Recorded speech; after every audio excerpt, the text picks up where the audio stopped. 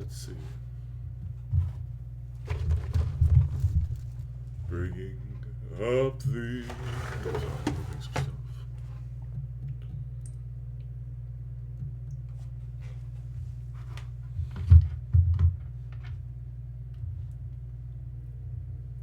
Making sure that it's charging when my phone is. Please charge you goddamn thing.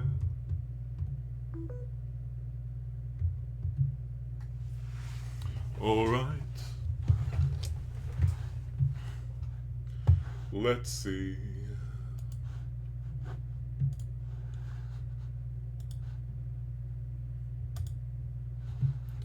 Hello, this is Generic Fool's Test. I am currently, well, it's been a while since I've done any non-gaming content, and I figured that I would take a break for once and do something which, is, well, technically on YouTube, my non-gaming content is what's really getting the views, which, I mean, don't get me wrong, I am a tiny, hello, how are you? I like Leju 99 I'm sorry, I'm very bad at this. And hi person, how are you? I am going to be covering two things. Well, I don't have a ton of time left because answering all the messages. Oh, juggler. I'm sorry. I'm sorry, juggler. I am stupid. I am. Most people would see your name and basically immediately get what it was called. But you have to understand, I'm slow and I am dumb. Oh no, I'm sorry. No! Back off from that ledge, juggler! No! You have so much to live for! Wait, if you do, then maybe you shouldn't watch my content. No! Quick! Run away! Run away while you still can! There's so much better that you could do with your life.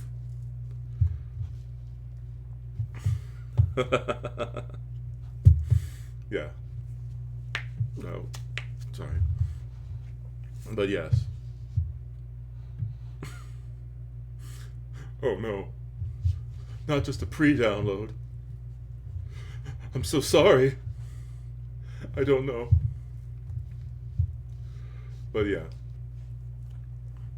So, juggler, normally I do gaming content. A lot of what I do is usually like PlayStation 1. I'm sorry about that. PlayStation 1 era games. But since it's been a while, I figured I would cover, the some of the other stuff I do, like food and other things. Do you have an interest in this topic, or did you just drop in and go, hey, let's go check out some weird rando who doesn't have many followers? Because, I mean, I appreciate it either way.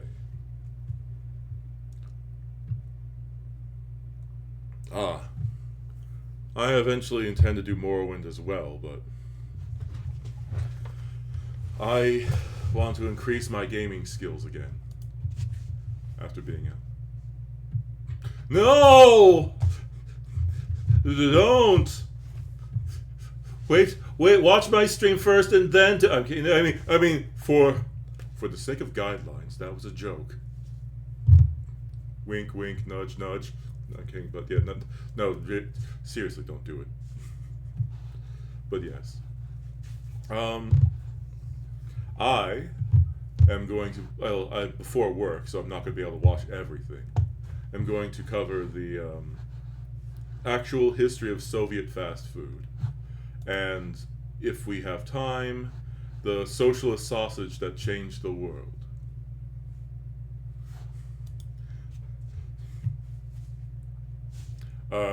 Hmm.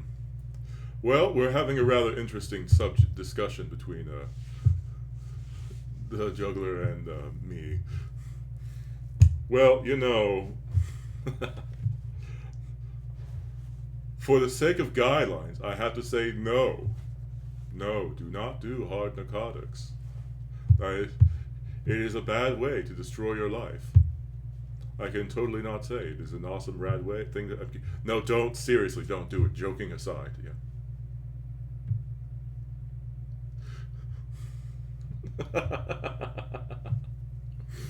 Oh well, that's.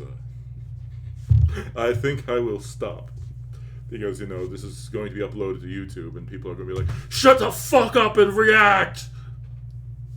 Oh my god, man. You've been doing it for this long, and you haven't even gotten 1 second into the video.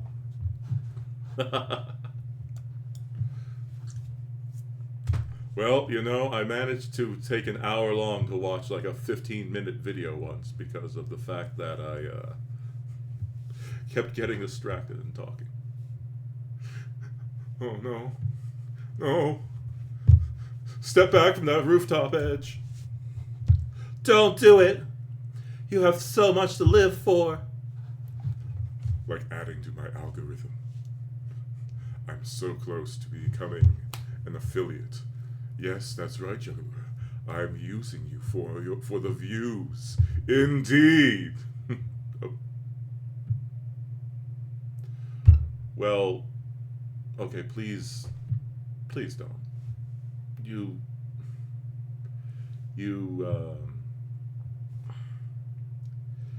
There's always a way. Don't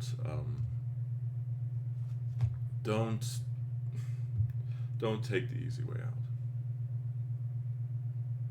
It's it can sometimes life can seemingly just never stop throwing things at you, and it can just seem like it's a never-ending cycle of suffering, and that nothing will ever improve, but it really can get better. And I'm sorry. Okay, alright, sorry. I didn't know. When you were like, I was serious, you're serious, I'm sorry. As somebody who dealt with those dark emotions once, and then you said, I'm being serious, I was like, okay, I turned off streamer mode so I could do that. Whatever, fine. Yeah, damn. Don't you understand that saying I'm serious doesn't mean I'm actually serious? Gosh, when did you grow up? The 1920s? You're like, I'm not that old. How old are you? 25? I'm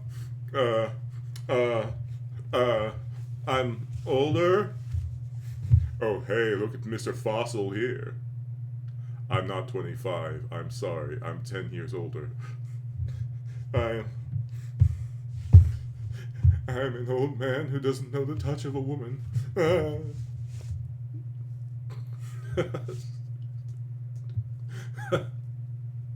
And hello, Midnight Gamer.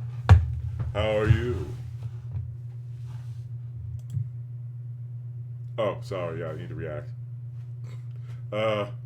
Yes, okay, so it's time for me to start doing what this video actually says I'm doing, instead of just talking to chat for almost 10 minutes now. Oh no. Greetings, comrades. It is believed that fast food came to the Soviet Union at about the same time as all the other corrupting influences of the West, in the late 1980s. And the symbol of this victorious arrival of buns with patties to the socialist world was the opening of the first McDonald's on Pushkin Square in Moscow on January 23rd, 1990. But this is not really the case. In the Soviet Speaking of that, though, and I'm going to have to pause multiple times, so I'm sorry. If you want to hear this uncut without some jackass talking over every few seconds of it, This person's channel is Setarko. He is a very good content creator.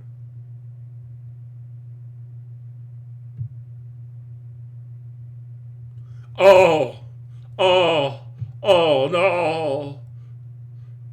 Not a trampoline, Maesty Olin. How could you? You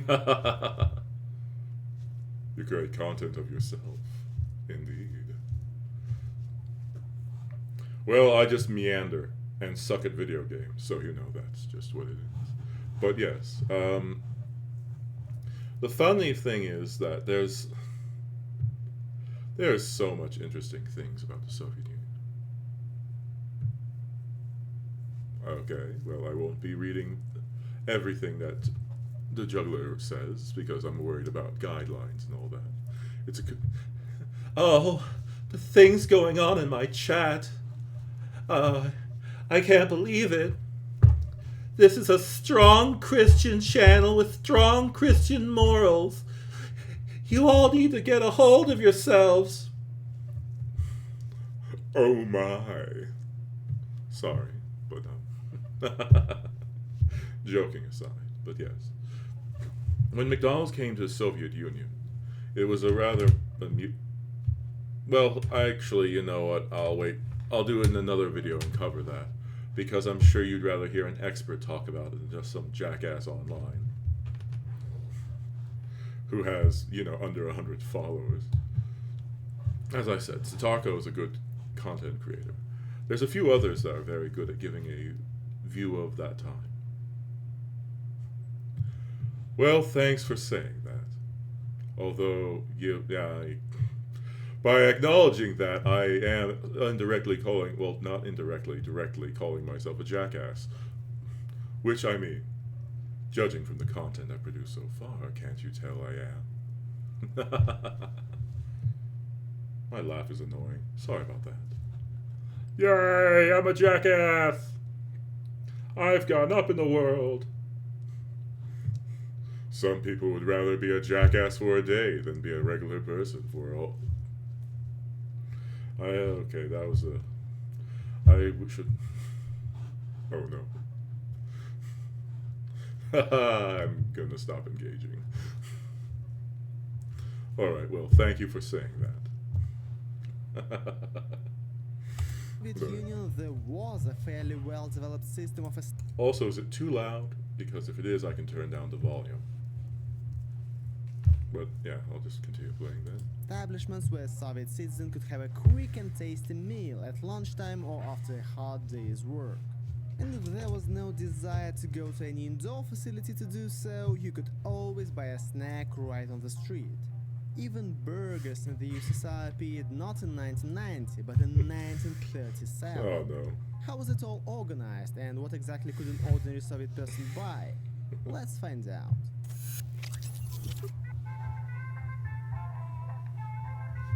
But yeah. Oh. In fact, at the dawn of the Soviet Union... Welcome back, Moon. You've come. It's been a while, Moon, since you've come here. What took you so long to come back? I missed you, Moon. Oh no, it's okay. You've been busy. You have classes and stuff like that. But yeah. I'm covering the Soviet Union, or more specifically, Soviet fast food. And it's annoying because you see, yes, because almost everyone other than person is red on my side, on my OBS. So having to tell whether it's the juggler, whether it's Moon, or whether it's, you know, the gamer, or the Midnight Gamer, it's hard to tell because everyone is a shade of red except for person. Well, you're a mod, so. Or you have mod privileges. So, you know, that's, yeah. Yes, person, you're very special. Some would even say extra special. But it's okay, honey. It's okay. But yeah. Yes. Oh no. But yes. It is sort of... I'm not one of those people who's going like, the Soviet Union was the best country ever. But no, it's like... It was very flawed. And it has a very different system than, you know, what we're used to in most capitalist nations. Oh, okay, Juggler, I'm sorry. I'm discussing the Soviet Union. That's okay. Oh no, I'm being trolled. Oh yes, indeed. Oh, I'm sorry. The Juggler is telling me that it was actually perfect, and it's actually still going on now, you know. Oh no. Oh, how could you? Soviet my Union, no. Oh, stop. Stop it, Juggler. Oh. Okay, I'm laughing too much now. But yes, it is sort of fascinating to see the differences, and a lot of the problems that occurred during the Soviet Union are what led to a lot of the current problems in Russia. It's a shame that Tinfoil Hat isn't here, because he is one of my followers who actually grew up in the Soviet Union at the tail end of it. And, you know, getting a view from somebody who grew up at the tail end of the Soviet Union. Oh, okay, you are.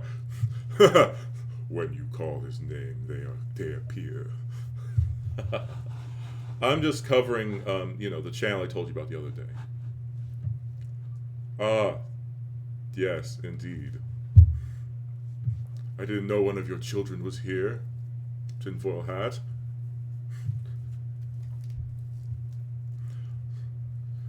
Well, yes, for a very small channel like myself, this is a ton of people like, oh my god, I can't believe it.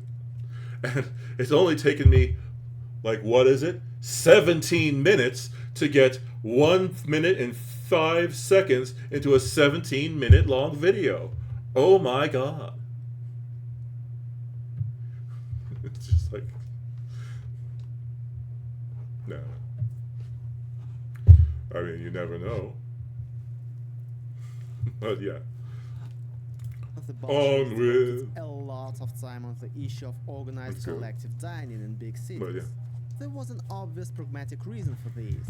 Food was hard to come by in the villages at that time, while in the cities more and more new places were constantly opening where you could get your first and second courses and dessert.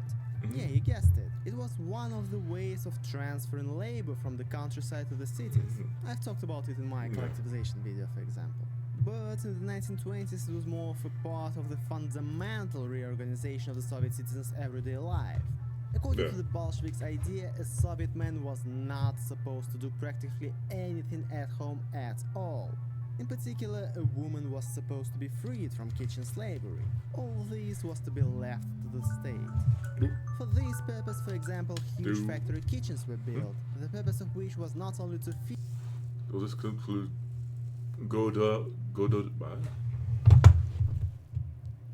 Domors? I don't know what that is. I don't know what Domors is. Oh, okay. I guess. But yeah. My knowledge of this, and also I'm not great at reaction content, but I am trying. I've gotten annoyed at some reactors who take too long talking, and I'm so far being worse than those people. Ah.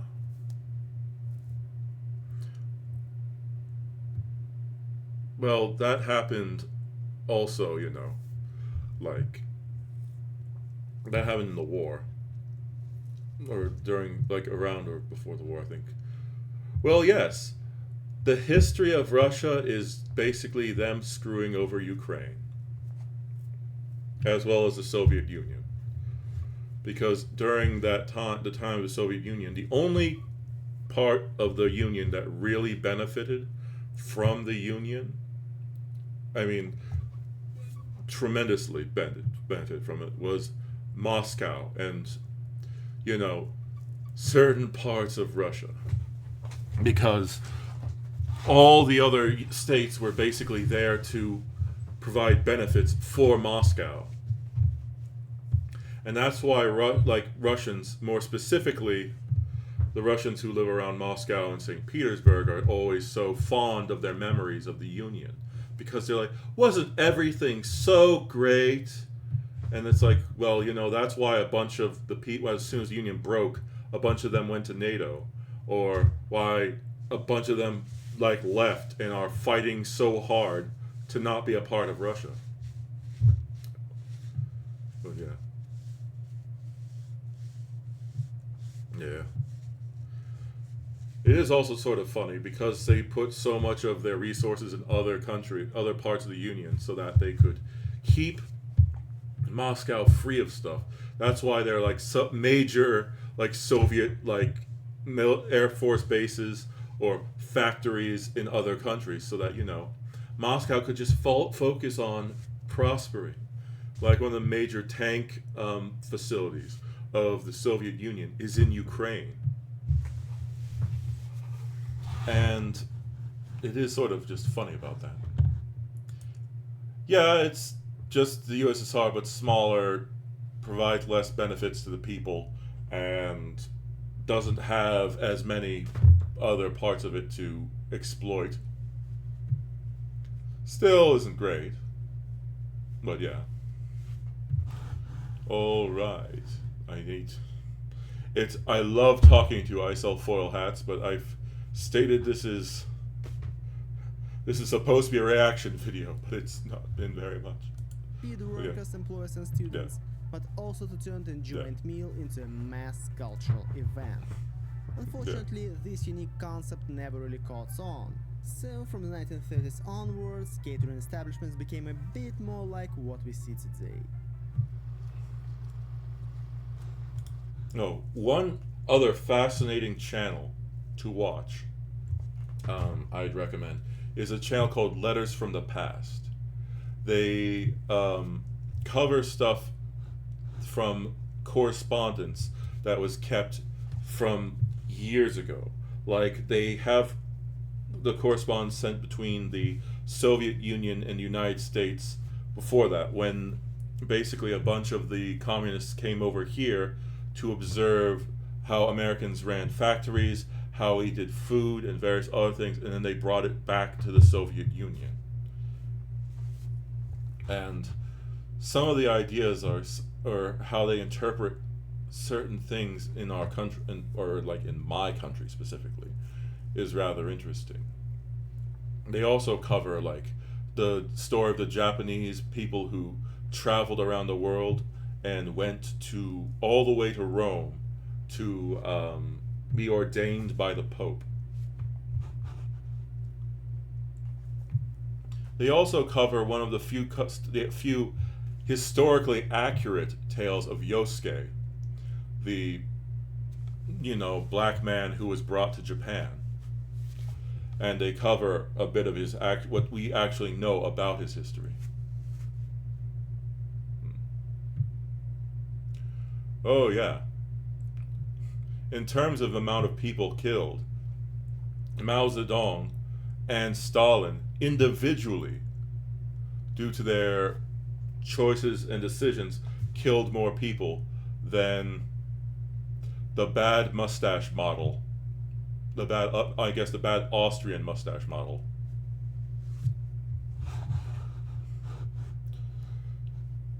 But yeah. As I have already said, organizing the statewide food service system was one of the most important tasks of the Bolsheviks after they came to power. Food was seen as a way of reproducing labor force and keeping this labor force in good spirits. At the same time, the main goal was to feed the people, not to please them with exquisite cuisine. So the dishes in these establishments as a rule were not always tasty, but healthy and compliant with sanitary norms. Food was seen as a simple combination of fats, proteins and carbohydrates. Now this was generally the principle the young Soviet Union adhered to until the 1950s. The first establishments bore little resemblance to modern fast food chains based on Western models. Soviet cafeterias usually served a set meal that included a salad, soup, main course, bread and a glass of tea or compote. In addition to such establishments, there were also fast food outlets where you could buy a pie, a bagel, or other quick snack. Well, you see, the difference is we didn't team up with and help the bad mustache model man. But we did support and help Stalin stay in power. Which, that is, and we also helped Mao gain power. Yeah. So, if we cover, and we covered, Hitler, shoot guidelines. We covered Bad Mustache Model 2.0 and 3.0 in Mao and Stalin. Yeah. And those people did everything they could to oppress their people and commit a bunch of crimes, and Mao was also a kitty diddler.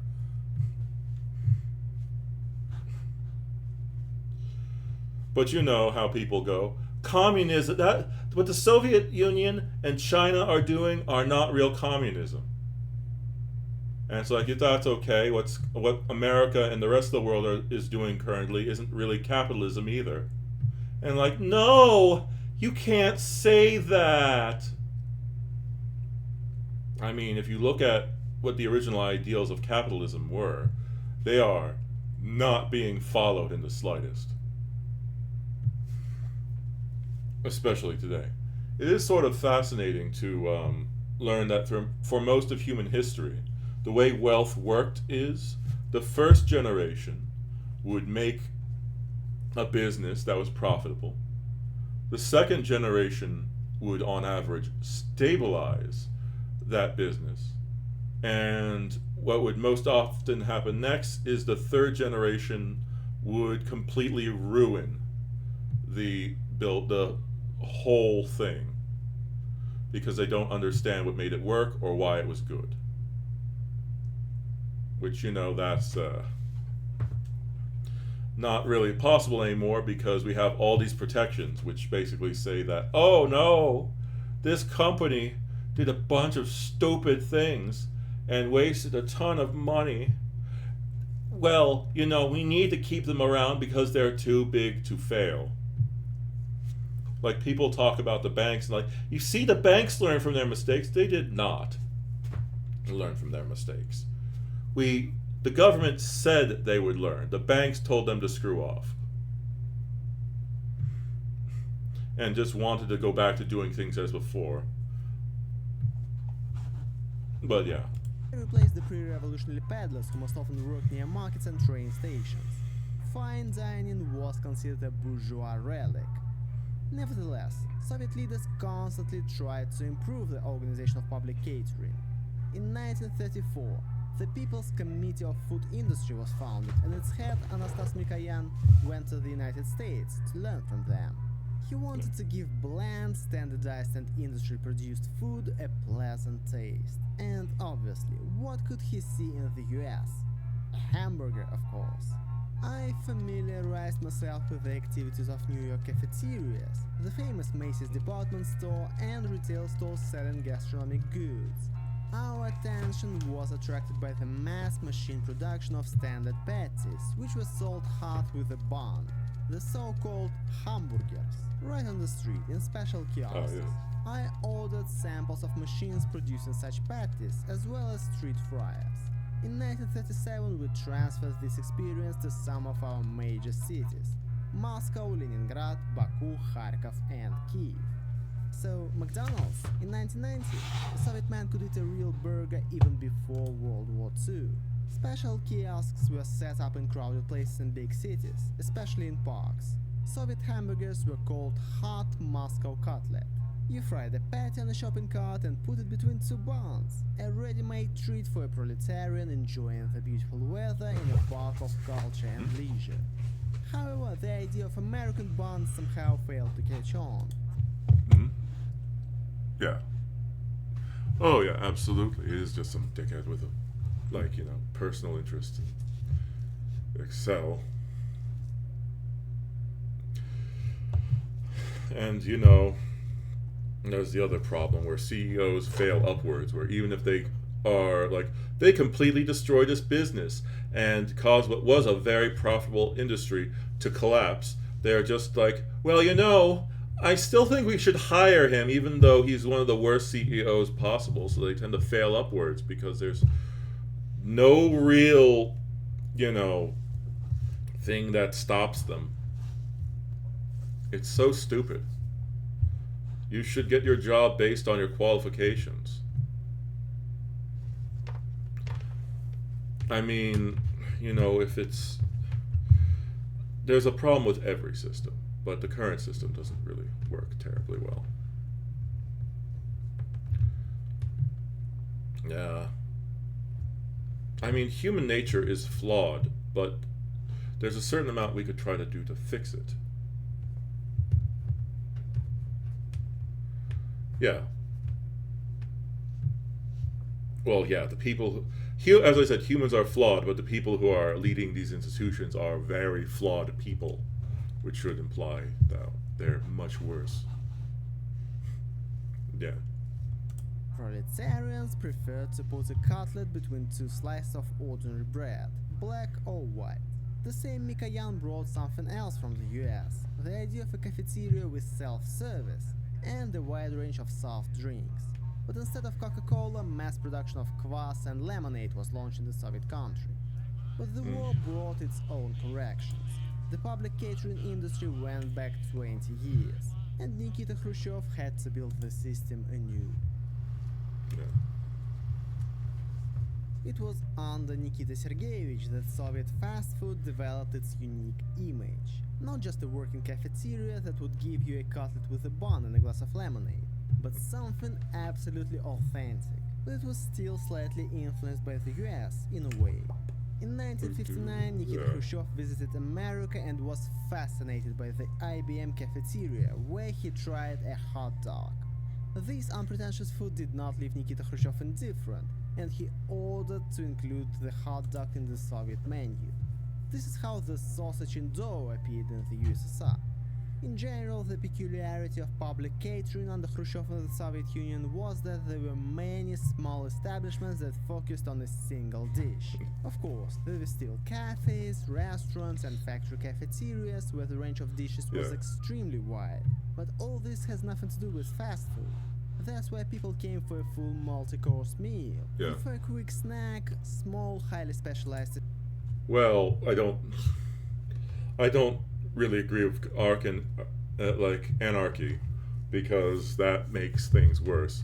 When it's just the people who have power or can grab power who are in control, then that just means that the people who benefited the most, the previous one, will just buy guns and buy mercenaries. Yeah. Well, no, I think he's talking about it as just what was available rather than not what people could actually afford. Like, if I listed food that you could get in the United States, I would basically list some stuff like, the high-end food and not say that, like, it was available to everyone. Also, I keep stopping it, and you could probably go to how, most people couldn't afford it. Establishments have popped up everywhere. They were even named after dishes. Сосисочные, пельменные, блинные, пирожковые, пончиковые, бутербродные, шашлычные, чебуречные, and, of course, рюмочные. The Soviet republics had their own types of establishments: Chaykhana, Samsankana, Lagmankana, where local cuisine was served: noodles, meat pies, tea with sweets, and so on. Yeah. What did all these dishes have in common? They were not difficult to produce, they were quick to cook, and they were as cheap and hearty as possible. Just what you need for a quick pick-me-up. In addition, they did not contain any rare ingredients that might suddenly be in short supply. Let's go through the most popular of these establishments. Let's start, of course, with the cheburechny. Chebureki quickly became one of the most popular quick meals in the USSR and spread throughout its territory. But in fact, it is a traditional Crimean Tatar pastry, a triangular dough with minced meat inside. The word cheburek means meat pie in Crimean Tatar. All cheburechny in the USSR looked about the same.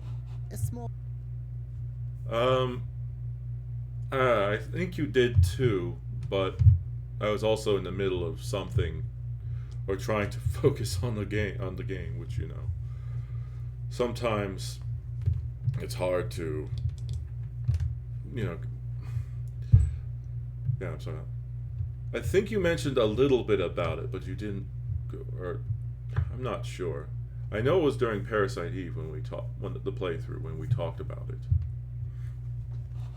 But yeah, that was, I don't know. I was just, yeah, yeah. But you probably couldn't get into the fancier place unless you had connections. Small room, a counter, and 5-6 high tables in front of it. Yeah. And where are the chairs? There weren't any. This is fast food. Come, get it, Oh, yeah. eat it in 5 minutes, move on.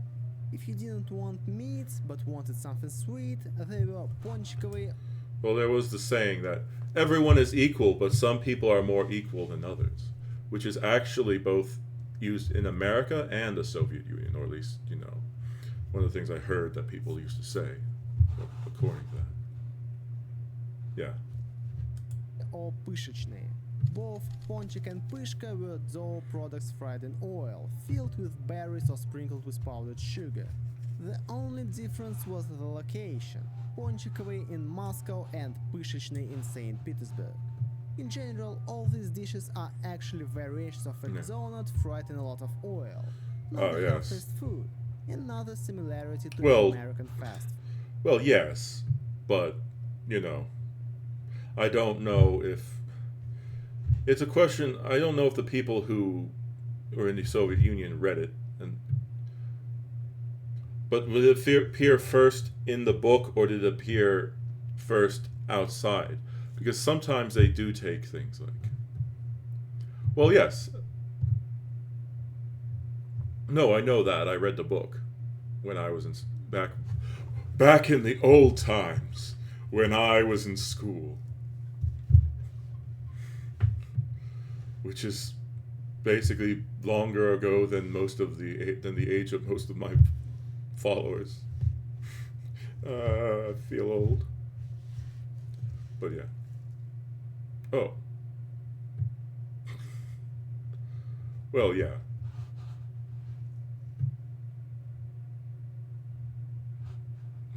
Well, yeah.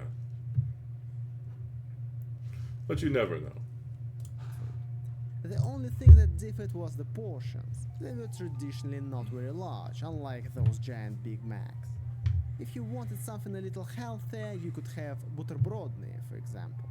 Бутерброд is open sandwich in Russian, and a sandwich is fast food, right? They're Subway after all. Except that in the USSR, sandwich shops had their own specifics, and their second name was рюмочные, basically shot shops. Yeah, sandwiches were never just served independently, only in establishments with alcohol. In fact, it was the Soviet answer to Western bars, but with peculiarities. There was no variety of alcohol, usually only vodka. Very rarely cognac or other strong alcohol. Vodka was poured into 50-gram shots, and each was accompanied by an open sandwich. The sandwiches were usually with sausage, boiled eggs, salted fish, quite a traditional snack. The pivные, beer halls, were organized on the same principle, except that instead of sandwiches there were sushki, dried fish or sausages. Actually, even Soviet bars had their own idea. I mean, you can never say fully, like, no one ever did this one thing, because there's always, like, one or two people who are an exception in any culture. Just like I heard that even in an ant colony, there are some ants that, like, slack off. But, Ideological mission to accustom citizens to a more cultural drinking of alcohol, not on a playground or in a park, but in a specialized eatery. And finally, if you wanted to please yourself with something exquisite, they were пельменные or шашлычные to choose from. However, Soviet пельменные did not serve dumplings made of different exotic meat. Absolutely. Yeah. And did not offer dozens of various sauces, Dumplings everywhere were the same, produced by the Ostankino meat processing plant, and one portion of pelmeni cost exactly 32 kopecks everywhere. There was always salt and pepper on the table, as well as vinegar in a bottle mixed with mustard. By the way, just as in Cheburechny, Ryumychny and Pivny, there were no chairs, everything was done standing up. On the round tabletop was a shelf where you could put your bag or briefcase to free your hand for eating. And finally, shashlichny. They were usually found only in large cities or resort towns. When you walked past them, the aroma of fried meat was so strong that you literally drooled. Again, there were simply no exotic spices and sauces in the USSR. Shashlik marinade everywhere consists of diluted vinegar, onions, salt and pepper. Another distinction of shashlik shops was the sellers. Of course, they were all exclusively from the Caucasian republics. Yeah. Closer to the 70s, the USSR also saw the emergence Yeah. of unique minutka cafes. Of course. What was their uniqueness? Government Well, said. the fact that they were all exactly the same. The same name, signboard, location, park or square, assortment, even the scowling saleswoman behind the counter, they were all the same. Here you could buy the same chebureki, pies, pastries, donuts, juices and hot drinks. There was a small courtyard next to the cafe. In the warm season, the tables were taken outside and the guests had a choice of where to sit. Yes, you could sit there. A huge breakthrough for Soviet fast food. But that's not all, is it? Why go somewhere stuffy and crowded when there is such a thing as street food? Buy what you need, sit on a bench in the park and have lunch. You could do that, couldn't you? Yes, of course. In general, the idea of street food was widespread rather in Tsarist Russia, where a variety of food from street vendors was one of the main attributes of any fair. If you are talking about unique things, it would probably be a rooster on a stick. Water and sugar assembled into a whimsical shape, any child's joy was assured. If we talk about the Soviet products that were sold on the streets, there were also some unique things. Oh yeah. First of all, of course, there are the soft Absolutely. drink vending machines. Inside the metal case, there was a mechanism for cooling the water, a cylinder with carbon dioxide, containers with one or more syrups, and a dispenser, by means of which the drink was delivered into a glass. The device was connected to the power grid and the city water supply. And yes, there were no plastic cups in them, so lemonade was poured into the same glass cup, which had to be It's just like the communal ice cream, like cup that they used to have in America, where there's this little metal cup thing where they put a little bit of ice cream on, and then, you just like lick it, take it, and then it would just, be barely rinsed off, and you'd put more ice cream on it and give it to people. If I remember correctly, it's because of that thing that the ice cream cone was made, because so many people got sick. And so many people are like, this is a tradition that we need to keep around. And it's just like, it's vile. But yeah. Yeah. Well, yeah.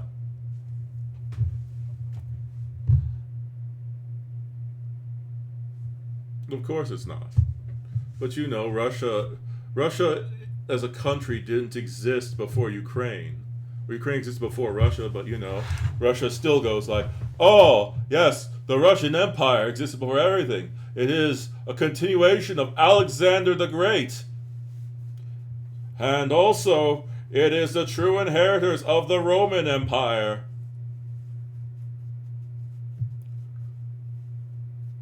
Well, yeah, but you have to understand that in the earlier time of the Union, things got better, and then as time went on, things got worse. Kind of like American politics. Oops, sorry, like the modern American politics is shit. But in the past, I mean, don't get it wrong, it was always bad. But in the past, at least both sides would occasionally work together. And, they didn't say things like, if you're against us, you hate the nation, or if you're against us, you're a fascist. Yeah. Well, yeah. I think he covers that in this. On the special Or faucet. maybe it was a different And person. no one was squeamish.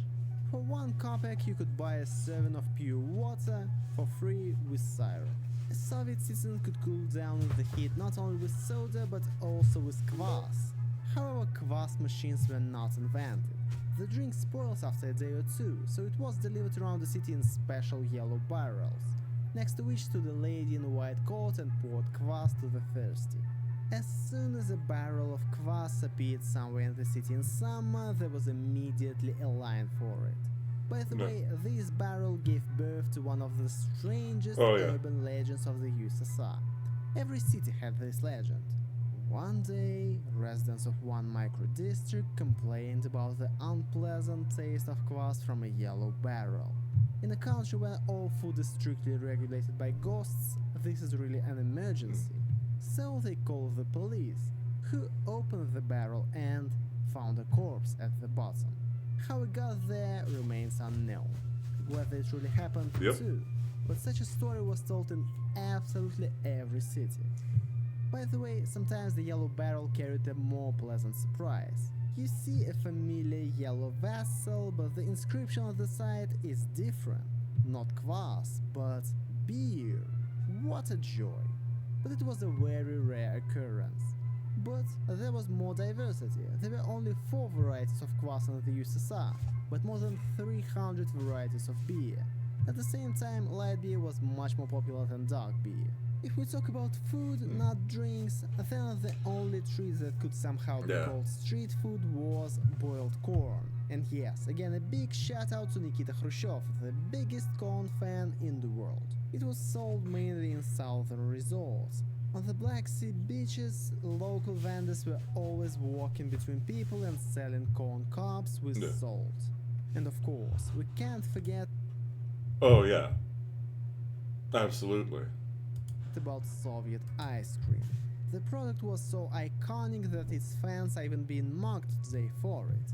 Yes, ice cream in the Soviet Union was really good.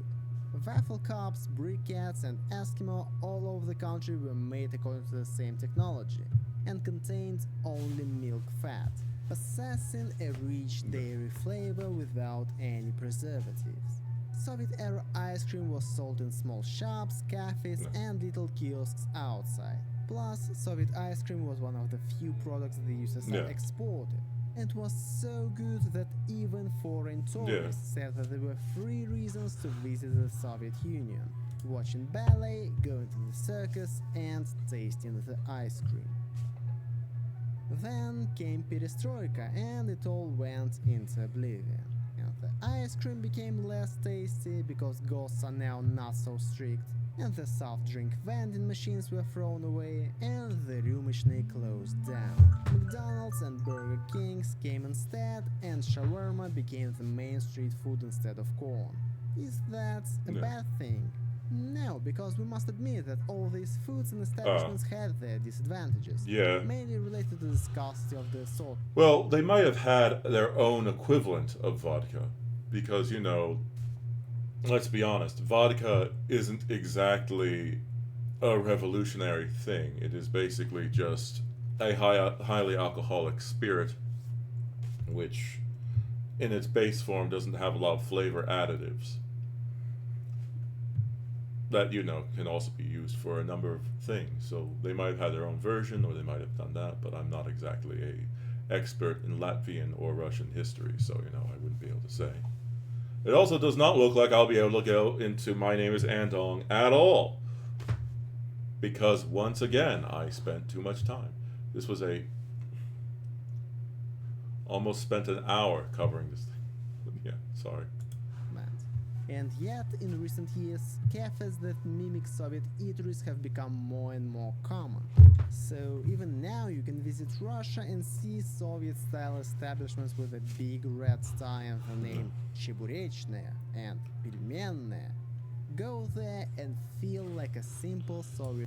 Well, yeah. Though, In that case, it might have been a combination. Well, probably was a combination of both. It worked for a while. Well, except that you'll probably be Well, yeah. allowed to sit while eating. That is all for today, and as always, a huge thank you to Stick221, Елизавета Zakharova, Kirill Klimuk, Zeman Berze, Jordan Lamotte, Jimmy Albin, Eli, and Petr Ilich. See you guys in 2 weeks. Oh god, yeah, the biggest modern threat to Russia is, funnily enough, an equivalent of furries, except it's not quite furries, it is more like an exercise. 1 second. I'll remove Andong from there because, you know, that's not there, and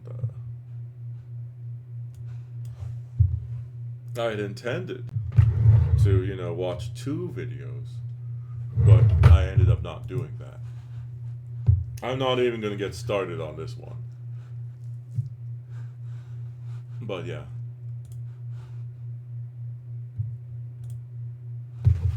Yeah. No.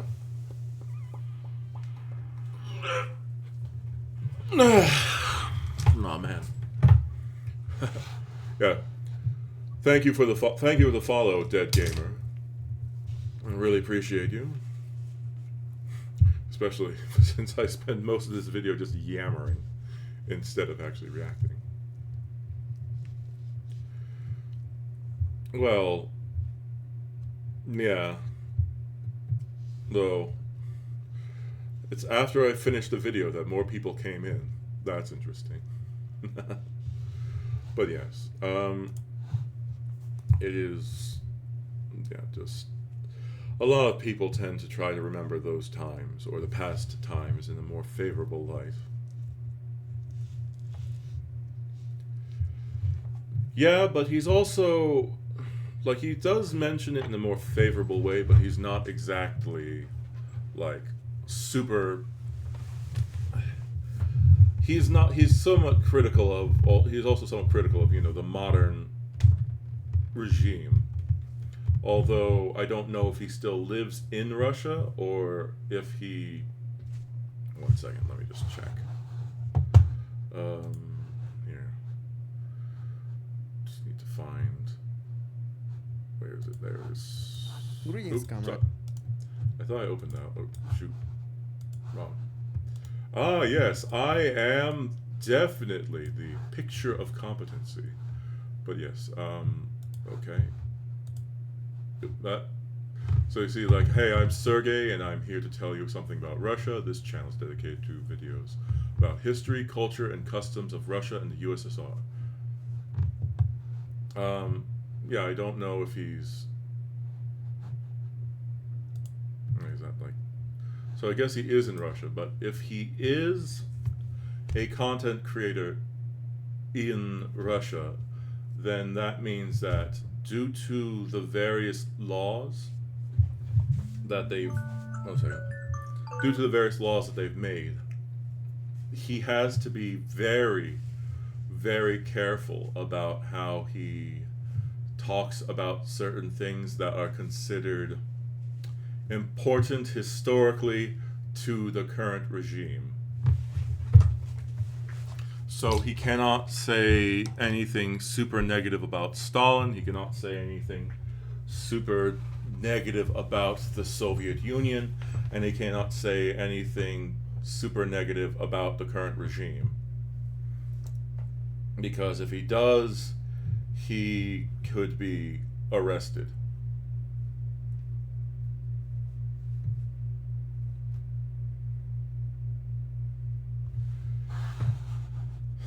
Yeah, probably. I mean, well, not probably, definitely. But, still, well, if I remember correctly, there are some content creators in Russia who still do. Or, you know, he may not be in country.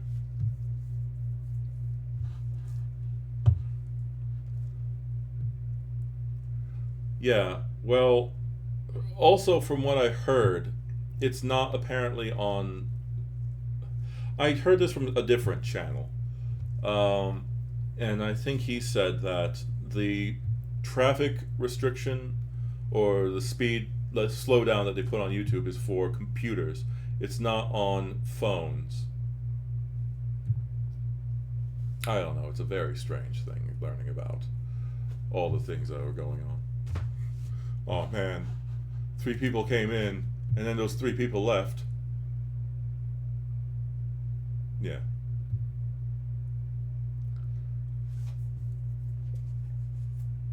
But as I said, I don't know. That was said by somebody who is Russian but is also not living in country anymore.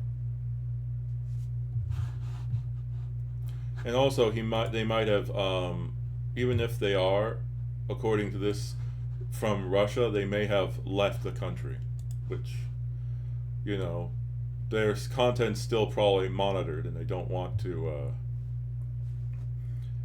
be considered a criminal by their country. Not everyone can, you know, just say everything they want to say, because they may not have the freedom, they may not, or just, well, we're lucky in the United States in that you can mostly say and do what you want. I mean, obviously we have laws, but when it comes to freedom of speech does have restrictions, but for a large part, we're allowed to get away with a lot of stuff. Yeah.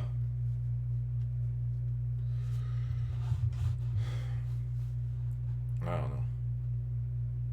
I just hope the whole situation there gets fixed or resolved. And I hope that if Putin does get dealt with, that it doesn't cause more issues. Because, you know, if you create a power vacuum, that could lead to crazier people coming into power. I mean, there is a question that how much of Russia's weapon, like, you know, nuclear arsenal actually still works. Like, you know,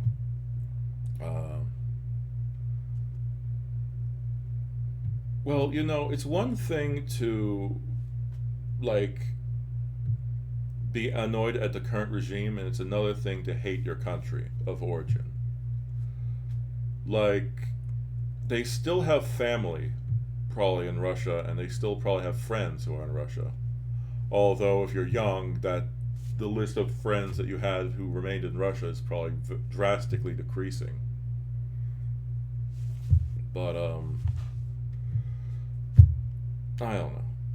I don't support anything that Putin and his regime are doing, but at the same time, you can't blame everything on the current modern Russian. They are often, you know, lied to, and they're undergoing a lot of propaganda, and it can be difficult to overcome said propaganda. But yeah. Well, yeah. However, I don't know if I would still, like, you know, it's likely that a lot of their nuclear fleet is probably in complete disarray or non-functional. Or at least they may at the very least shine it up to make it look nice. But I would be shocked if even 50% of their nuclear fleet was fully operational. Especially considering how all the other stuff they had was in such terrible condition.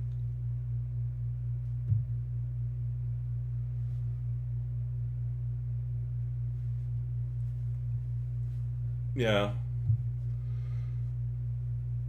Though, you know, also a lot of their stuff was sold by the black market.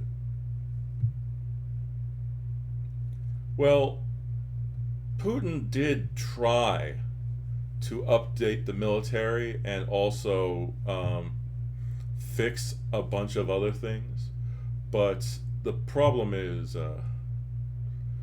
yeah, Well, as I said, I doubt it, but at the same time, due to the danger of nuclear weaponry, I don't know if I'd want to take that gamble. At least I don't know if I'd want to take it unless we had, you know, secure, like, operatives who went there and personally checked to see how much of their nuclear arsenal is still effective. Like, even if they only have one working nuke, I don't know if I want to potentially have him use that in a revenge or a just, like, you know, petty retaliation type of usage. Yeah.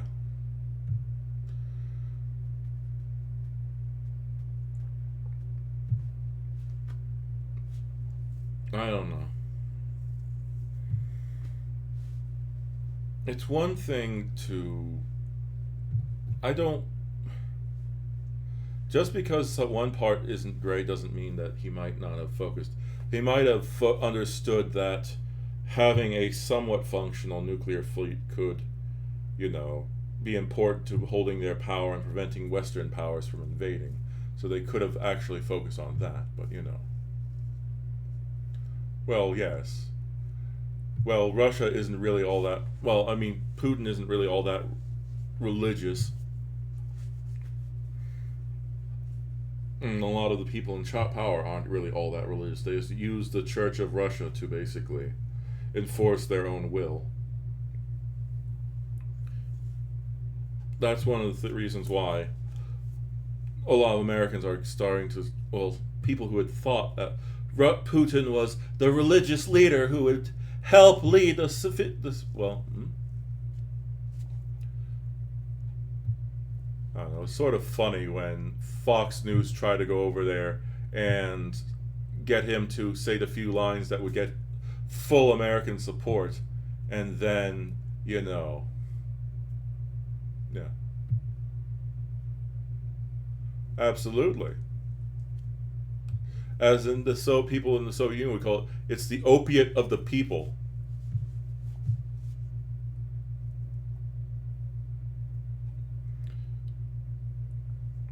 Which is kind of ironic.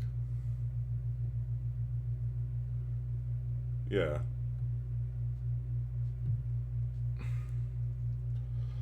I mean, I don't know. How much of what he actually says or does in public is something he's doing because he really believes it, or something he's just doing to get a reaction, or just to, you know, get people to support him.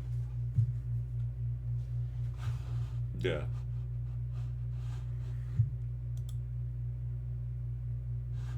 No, okay. Well, as I said, my knowledge of Russia is very, very limited, both modern and the past. I. Well, either way. Oop. I actually need to go now. Like, because I need to get ready for work since I need to leave soon. Yeah. But thanks for coming. I sell foil hats. I really appreciate you coming by and filling me in on a lot of the stuff that I'm ignorant on. Yeah. And thank you, Person, for coming by, and thanks to Moon for coming by, and thank you, the Juggler, for coming by, and everyone else who came by to give me. Yeah. Thank you very much. Depending on how I feel after work, I may or may not stream. I'll either, if not, I'll probably see you tomorrow or whatever. I have to go. Bye bye. Thank you. Bye.